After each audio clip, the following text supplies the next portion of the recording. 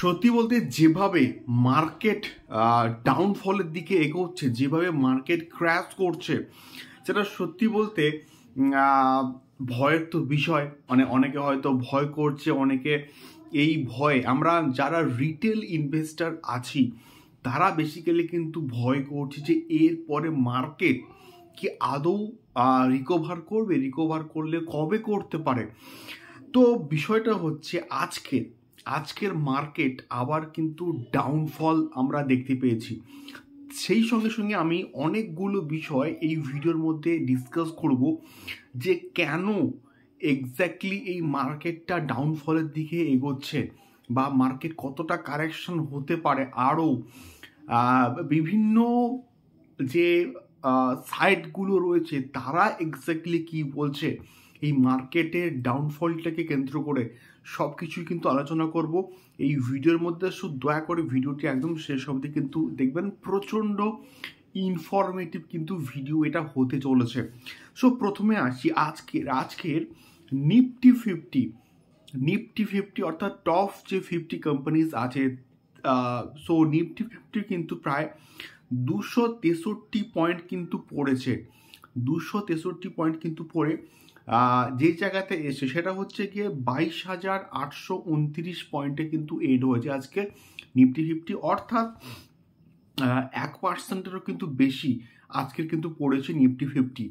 তো সেই জায়গাতে bank Nifty Sensex, BSc Sensex কিন্তু আজকের প্রায় 824 পয়েন্ট কিন্তু পড়েছে, এবং 824 পয়েন্ট পড়ার পরে আজকে যে রেজাল্টে দাঁড়িয়েছে সেটা হচ্ছে গিয়ে 75,366 পয়েন্টে কিন্তু লাস্ট অবধি কিন্তু স্টেবল হয়েছে বিএসসি সেন্সেক্স। প্রায় 1.08% কিন্তু আজকের কারেকশন হয়েছে বা ডাউনফল কিন্তু হয়েছে।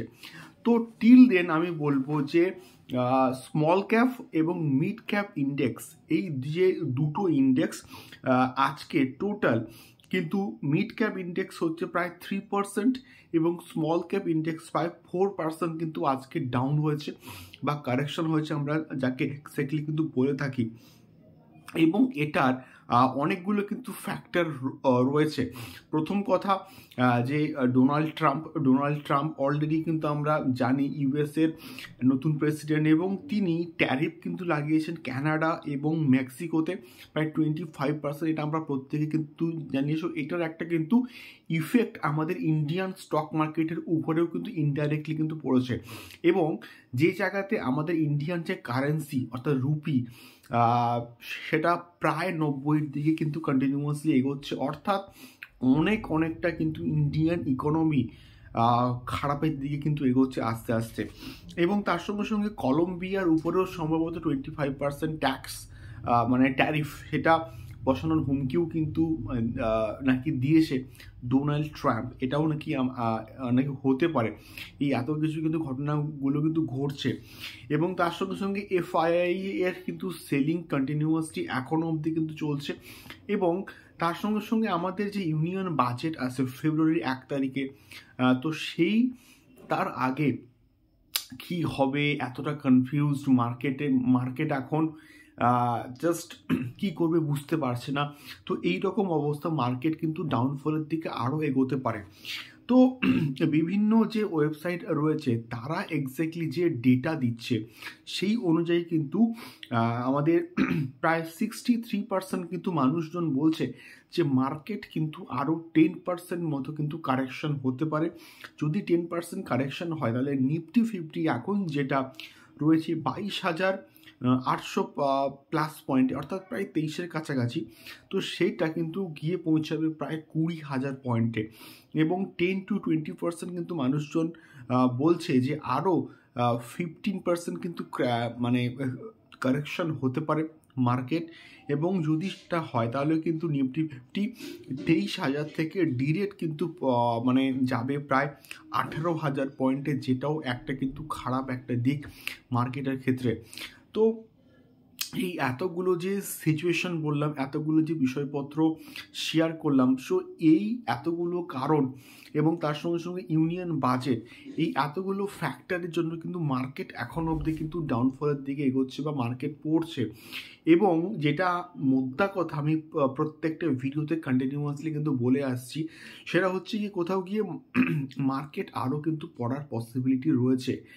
এবং স্মল ক্যাপ এবং মিড ক্যাপ যে যে ইন্ডেক্স আছে বা স্টকস আছে বা small cap funds, small cap mutual fund বা হচ্ছে আমাদের মিড ক্যাপ যে মিউচুয়াল ফান্ডসগুলো রয়েছে, সেগুলো আমরা আজকেরই দেখলাম একদিনে 3% এবং 4% করে কিন্তু কারেকশান হয়েছে বা পড়েছে। তো এগুলো আরও কিন্তু কারেকশান হওয়ার পসিবিলিটি কিন্তু রয়েছে, তার কারণ অলরেডি এই সমস্ত ইন্ডেক্সগুলো কিন্তু ওভার ভ্যালুড কিন্তু ছিল। তো এফআইআই কিন্তু কন্টিনিউয়াসলি সেল করবে এবং এর ফলে কিন্তু কারেকশন বা ডাউন ট্রেন্ডস আমরা সেটা মিউচুয়াল ফান্ড হোক, সেটা স্টকের ক্ষেত্রেই হোক, বিশেষ করে স্মল ক্যাপ এবং হচ্ছে মিড ক্যাপের ক্ষেত্রে কিন্তু এটা হতে পারে। তো সেই সমস্ত কিছু কিন্তু বুঝেই আমাদেরকে কিন্তু ইনভেস্টমেন্ট কিন্তু করতে হবে এবং এটা একটা দারুণ সময়। যারা আমরা এসআইপি করছি বা যারা লামসাম ইনভেস্টমেন্ট করছি মিউচুয়াল ফান্ডে, তো তাদের ক্ষেত্রে এটা একটা অ্যাভারেজ করার কিন্তু দুর্দান্ত সময় বলে আমি অ্যাটলিস্ট কিন্তু মনে করি।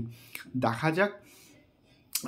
টিল দেন আমি বলবো যে আমাদের বাজেট আসছে, ইউনিয়ন বাজেট, সেই বাজেট অনুযায়ী কিন্তু মার্কেট রিকভার করবে নাকি আবার ডাউন ট্রেন্ড যাবে, সব কিছু কিন্তু বাজেটের উপরেই কিন্তু ডিপেন্ড করছে।